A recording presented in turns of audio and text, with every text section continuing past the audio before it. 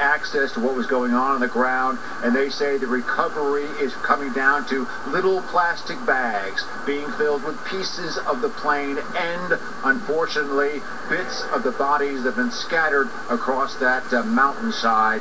150 victims of that crash. But yes, the focus is now zeroing in too on Andreas Lubitz. That's the co-pilot. That's the man who took charge of the cockpit. And as the prosecutor here in Marseille recounted in dramatic fashion, he blocked the door as the captain was outside on that plane, first knocking, then pounding desperately to try to get back into the cockpit. And then, as the prosecutor explained here in Marseille, we heard screams from the passengers at the very end of that sharp descent. They didn't know they were going to die until the very end. So, yes, as you've been talking about, Greta, really what was behind this? What is going on? And we are getting information, as was related a short time ago, that the police in Germany are going into the family home just outside of Frankfurt and his own apartment just outside of Dusseldorf, and coming up with some important information that we should be getting more leads on. They say, in fact, yes,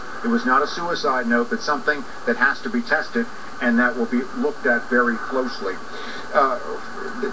Basically, the reports of depression, aside from the other reports that he was happy, that he was pleased to be a pilot, that is coming out as well, as we try to come from some motivation.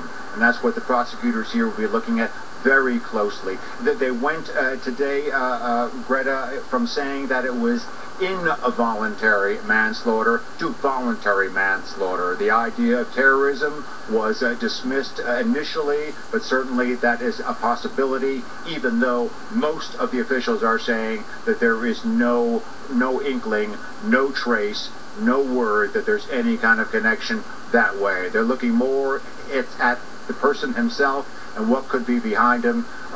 They're saying they're not going to call it a suicide.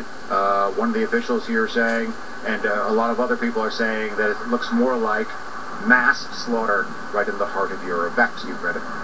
Great, thank you. And just as a side,